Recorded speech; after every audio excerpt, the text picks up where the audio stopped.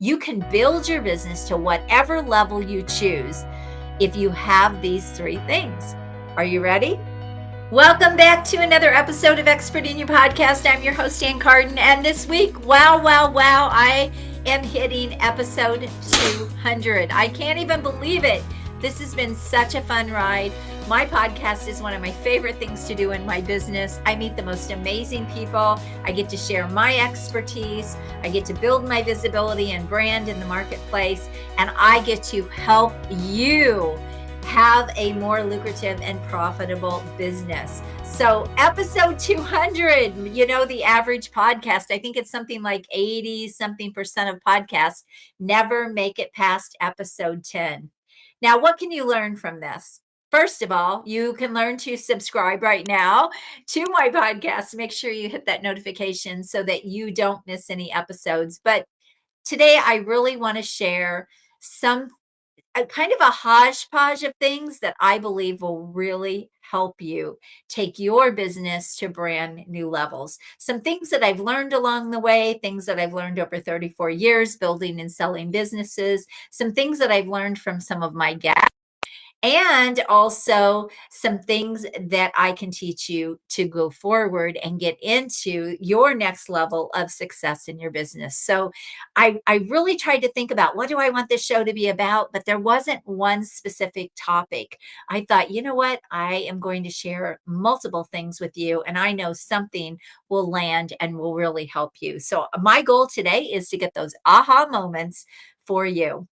All right. So the very first thing I want to talk about is, if you are going to do a podcast, or maybe you already have a podcast and it's not doing what you want it to do. Well, I want to encourage you to take a step back if you do already have a podcast. But if you don't and you're thinking about one, I want you to take a step back and really consider the strategy and put the right strategy in place for what you want to accomplish. When I first started my podcast 4 years ago, actually, we ended up changing the name about a year into what it is now, Expert in You. My very first podcast, the first year, it was called The Strategic Edge. And the reason I started that podcast is I wanted to build my brand and my visibility online and in the marketplace. I love to speak. I love to meet people. I love to connect. And so this was a great way for me to do that. And my idea was to just put out great, valuable content into the world. And hey, maybe I'll get some clients along the way. But what I realized after about a year of this and zero ROI, I said, maybe I need to take a step back and figure out where there is a gap or something that's kind of broken in my strategy here. And so I did a couple of things. I rebranded to Expert in You because my Expert in You brand was really taking off. My programs, everything I was building was around Expert in You, my book that I wrote, my best-selling book. And I made the decision that I wanted to stay on brand. So I changed the name, I rebranded the podcast. But the other thing that I did is I really figured out, what do I want from this podcast? Instead of just putting out value, putting out content, meeting people, what do I really want? And what I really wanted was to use my podcast to grow my business. So I started looking for ways to close the gap. And when I was able to do that, my podcast started making me a lot of money. I started getting great clients from my podcast and also guesting on podcasts. It also really helped me step up my game in my business, elevate my brand, get more visible, and even speaking opportunities have come to me as a result of my podcast. So, do I recommend a podcast if you're really trying to grow and scale your business? 100% yes.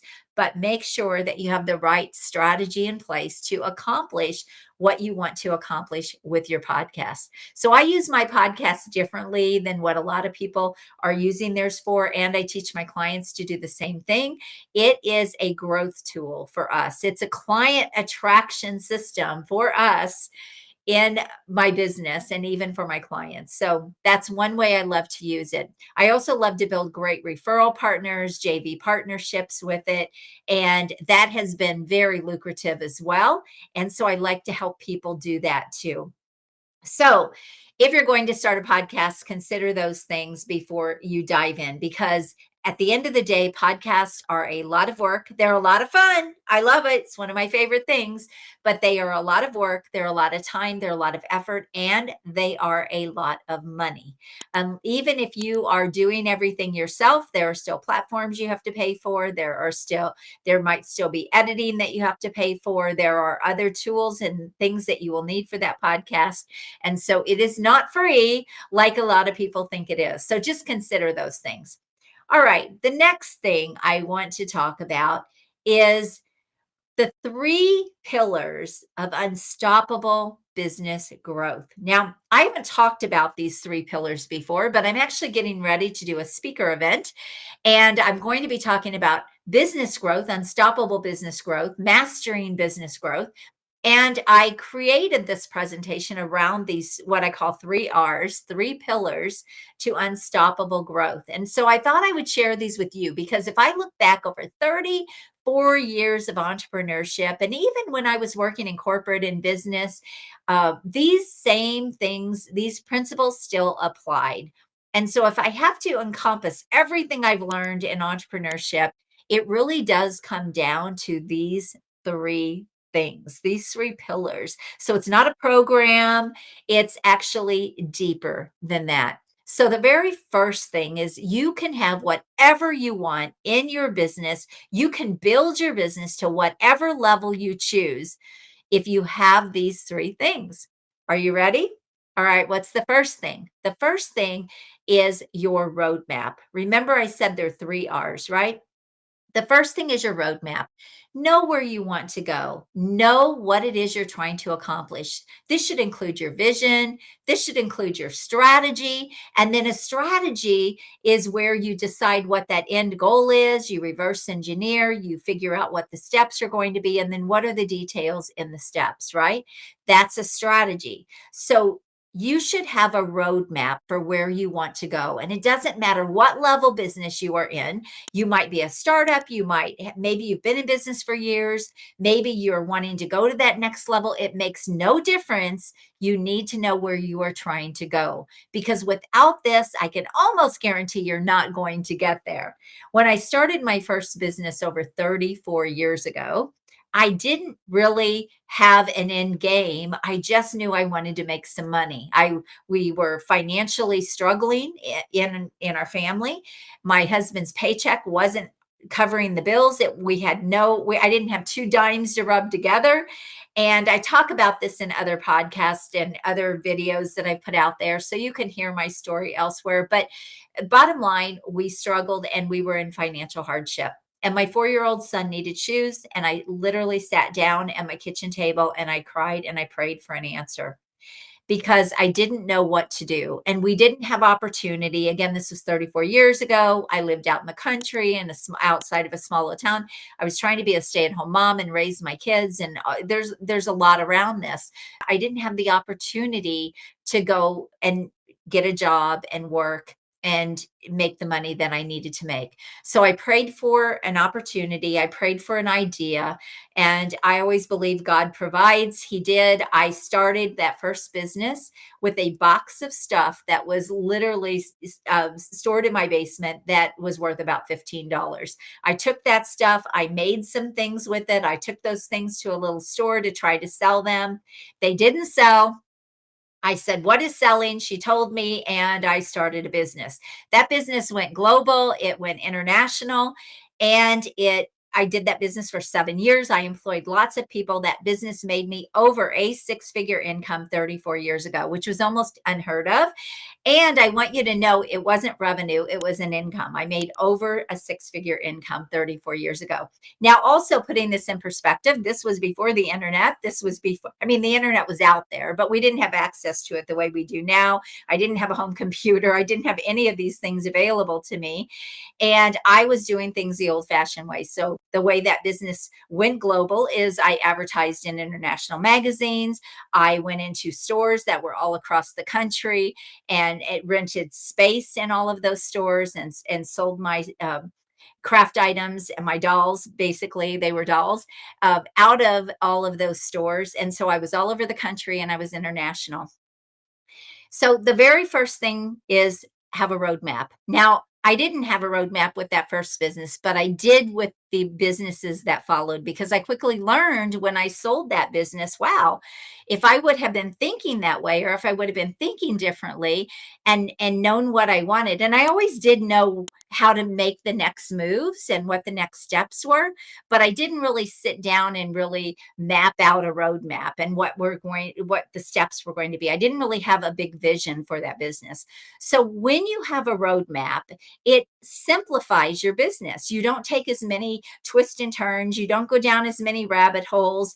Think about it this way. If you were in New York and you wanted to go to California, but you didn't have any kind of a map, you didn't have GPS, you didn't have your phone, you didn't have anything that could help you get there except trial and error, well, how long would it take you to get there?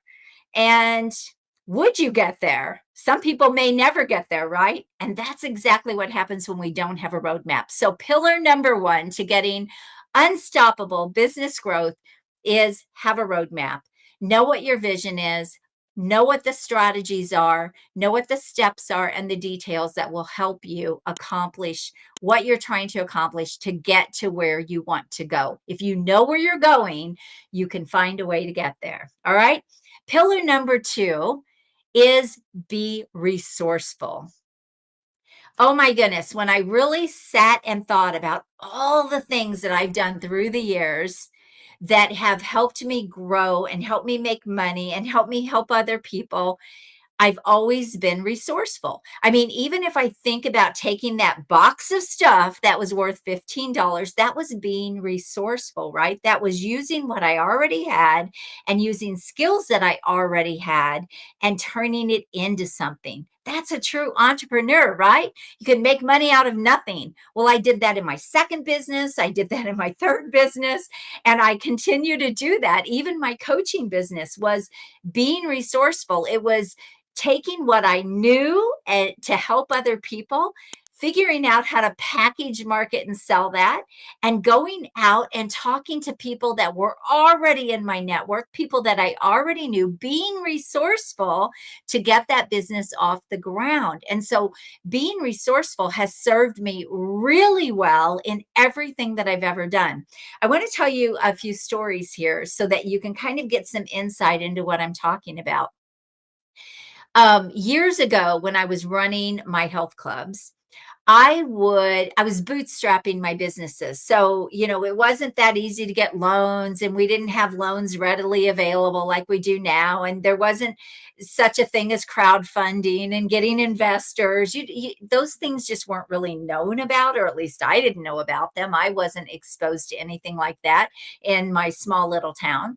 And so I was bootstrapping my business. So I would make money and I would want to reinvest it back into my business because I knew my end game, my roadmap was someday I can sell this. If I keep reinvesting, I keep building this up, building up the self club, building this out to really be something, this can be part of a retirement plan. And so I had that end game in mind. But along the way, there were things I wanted to do that were special. I remember when spinning came onto the scene and I wanted to get spin bikes. I always tried to stay very cutting edge in my business and always tried to do things that other people were not doing.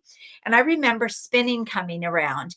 But when I looked at what spin bikes cost, the money that it was going to cost me to bring spin bikes in, I thought, oh my gosh, I just don't want to take that money and invest it into those spin bikes because without a way to make money off of those, it was just more stuff that I was going to be offering for the same price with all of my members, right? So what I decided to do was actually create a spin program and package it in a way that people would have to pay extra for the spin classes. And so I packaged that up. I marketed that to the members. I even, and here's some other tips because I talk about this all the time. I went to the best members, the members that would do anything I would put out there. They would buy everything. They were great. They had money and like, yeah, Ann, if you say we should do this and you say this is going to be good, we're going to do it. We're going to invest. So I just put together this spin program. I went to the members that I knew would invest in it, and I broke it all down and I did the math, and I knew what I had to make to get the bikes paid for to bring them in, and I also knew what I had to make to make a profit on those spin bikes. And so all of this was broken out. It was all figured out. I had a strategy. I put the program together, and I went out and I sold the program before I ever bought the spin bikes. And I told them, this is going to be coming if we have enough interest, if enough people want this. I'm going to bring spin bikes in, and this will become part of the club. And I sold enough of those programs. I got people excited. I was enthusiastic, and I was super excited to bring it in. And I knew how great it was going to be for everyone and for all of my members. And so I went out and sold that program. I made enough to get the spin bikes, and then I continued to make money on that program over and over and over again. So that was another way of being resourceful. It was utilizing what was in front of me, even though I didn't really necessarily have the money to invest tens of thousands of dollars into bringing in spin bikes. So I was really thinking, how can I turn this into something that will not only be a great addition to my club, but it will also make me money, and I will get them paid for at the same time. Well, I have done that over and over again. I did it when I brought in barbells, and we wanted to do barbell classes, and I wanted to get into a licensing program with those classes. And so I did it around that. So what I did was I always leveraged my members to pay for the things that I wanted to bring in. Why should all of those things keep coming out of my profits when they were additional and they were extra and they were really over and above what my members were really promised and were paying for? So that is a way of being resourceful. I want to tell you another quick little story when we talk about resourcefulness. So it's really looking at what is around you and how can you leverage those things and make those things work to get you what you want. Okay. So we were just moving my daughter this past weekend from Miami to the Kansas City area. And as we're helping her move and get all of her stuff unloaded and setting up her townhome, she has a beautiful luxury townhome. She said, I'm thinking I want to put a little coffee bar over here right next to the kitchen and put my espresso machine and just build that out to be a nice little buffet area and coffee. So I'm going to have to get a piece of furniture that will go there. And I looked, money's a little tight. She's moving. She's taking a new job. She just got into this beautiful new townhome. So money's a little tight. And I looked around and I said, what if you take your TV stand? Now, this was like a cabinet kind of TV stand. It was beautiful. It matched her kitchen. Even the hardware on the TV stand matched her kitchen cabinets. And that was where she wanted to put it, was really right next to the kitchen. And I said, what if you take your TV stand and you make this your buffet coffee bar? And then you take that shelf unit that you've got upstairs in the bedroom, you replace that with a dresser, which she was already going to get a new dresser.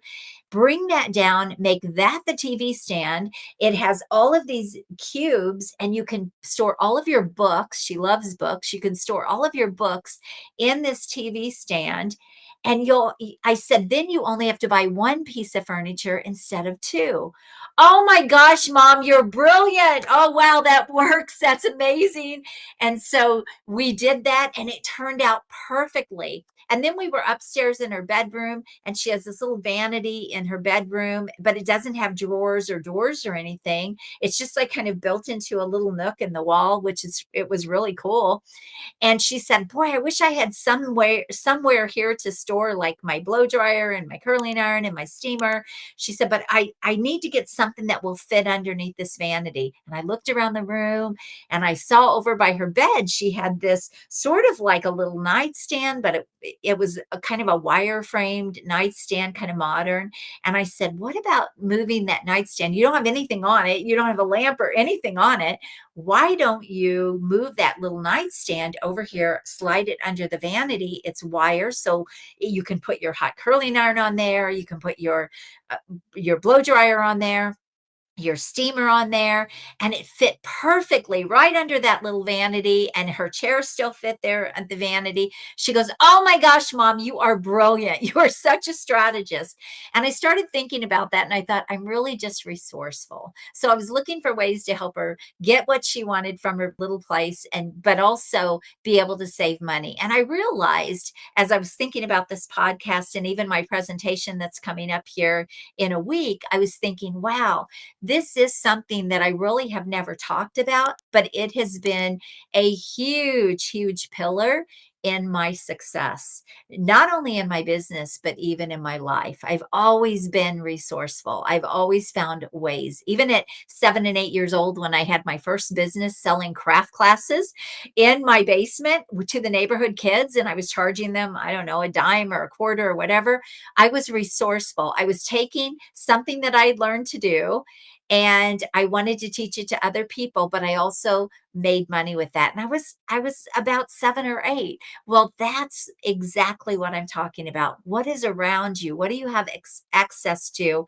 And don't expect people to hand you things. Look for ways to be resourceful, and you will never, never be in a place where you can't make things happen. When you're resourceful, you can always make things happen. It doesn't matter what's going on around you. It doesn't matter if it's a pandemic. It doesn't matter if it's a recession. It makes no difference. When you are resourceful, you can always find a way. I heard something one time, someone said, either find a way or make a way. And I thought there's so much truth to that. A great entrepreneur not only finds a way, but if they can't find a way, they're going to make a way. What's that other saying? Where there's not a door, make a door. So be resourceful. So pillar number one was roadmap. Pillar number two is resourceful. And finally, pillar number three to having unstoppable growth in your business is resiliency. When you are resilient, you will be unstoppable. You'll have unstoppable growth because nobody will be able to stop you in your tracks. When you are resilient, and what does it mean to be resilient? Basically, how fast can you bounce back? How fast can you overcome obstacles and challenges? How fast can you not let things get you down, but how fast can you rise up? So a lot of people would say fail forward, right? I would say how fast can you fail forward? So when you are resilient, it means you can bounce back from things. You don't get stuck. You don't quit. You don't give up. You keep pushing through and you get those breakthroughs over and over and over again. And when you learn to do this, it becomes a habit. And so, really, failure isn't an option, and you're always looking for ways to be resourceful so you don't fail.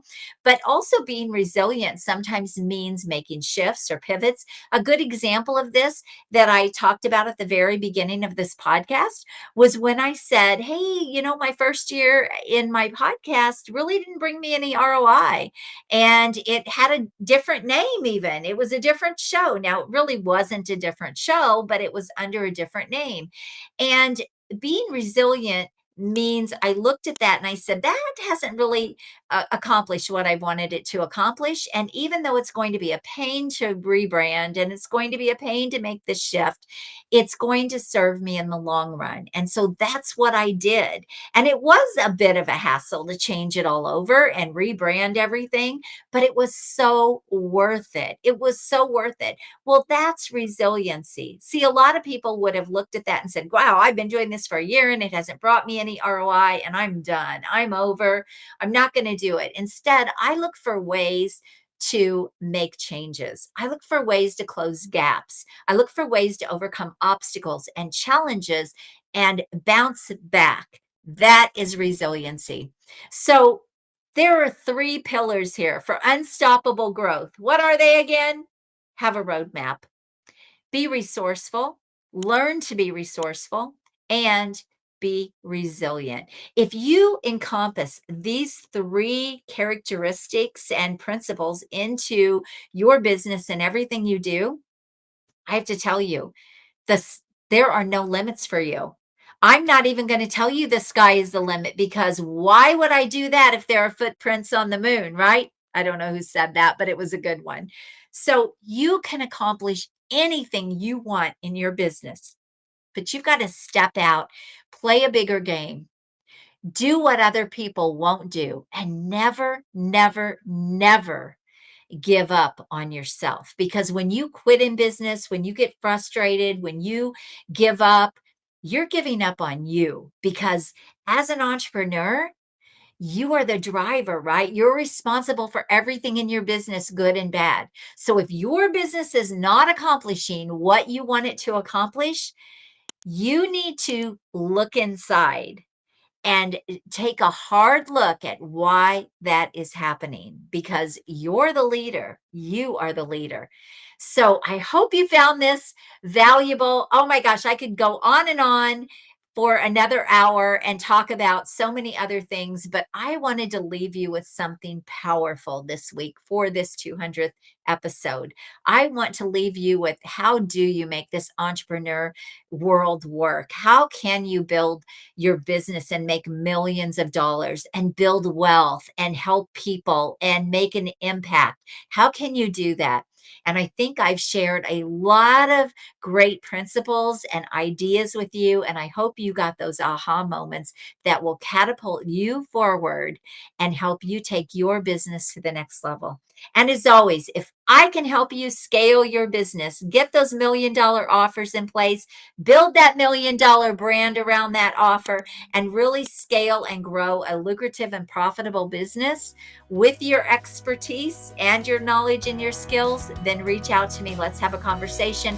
I want to tell you about my $1,000,000 accelerator, my Expert in You $1,000,000 accelerator. It is to help you either go to your first million or add $1,000,000 to your business. So if you would like to do that, you can book a call with me at acarden.com. Let me know what you think about this episode. Sharing is caring, so please share it with other people that need to hear it. God bless you. Have an amazing day. Go rock your business. Talk to you next time. Bye-bye.